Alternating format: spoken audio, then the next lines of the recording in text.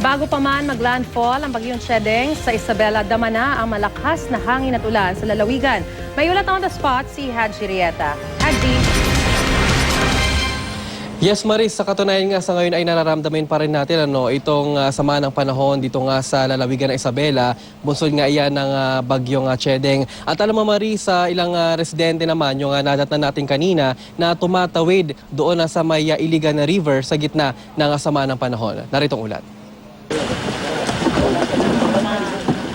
Tila hindi alintana ng mga residenteng ito ang lakas ng ulan at ihip ng hangin habang tinatawid ang Iligan River sa bayan ng Benito Soliven sa Isabela.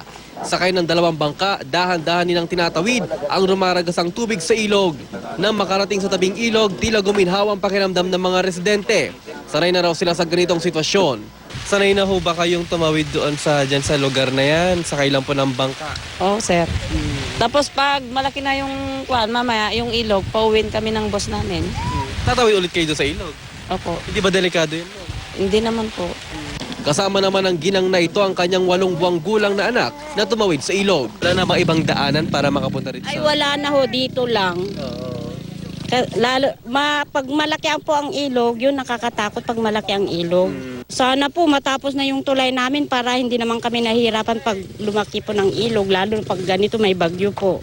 Galing kami sa kabilang barangay at isa ito sa mga aprobado naman ng PDRRMC na ligtas na gamitin ng mga residente ng sa ganun ay makatawid sila. Papunta naman na dito sa bayan.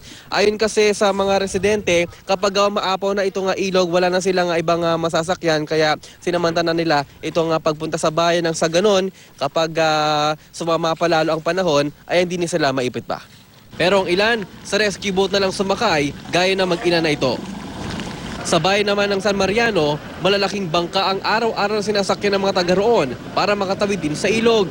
Hindi pa kasi tapos ang tulay na ito na sinimulang gawin noong 2013 na magdudugtong sa ilang barangay. Sa July matatapos na ito. Hindi ba parang delay ito, tulay na ito? Actually, na-delay na.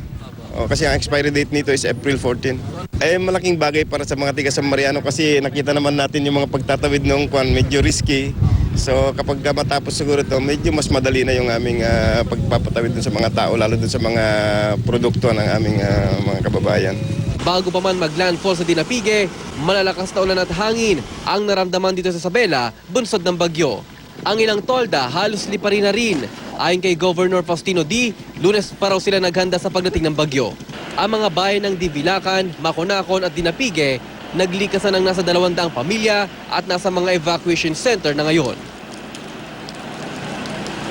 Maris, inaasahan nga at umaasa nga ito nga si Governor Faustino D na zero casualty ito nga kanilang lalawigan na bunsod nga nitong bagyong Chedeng. At samantala inaasahan naman na darating sa Martes si Pangulong Benigno Aquino dito sa lalawigan ng Isabela para personal na makita ang sitwasyon dito. Sa ngayon, Maris, ay patuloy pa rin itong nararamdaman natin na pagbuhos ng ulan, bagamat hindi naman na ito gaano kalakas compared kanina nga umaga. At nakakaramdam pa rin tayo ng mga hangin na dito sa ating kinalalagyan. Mariz?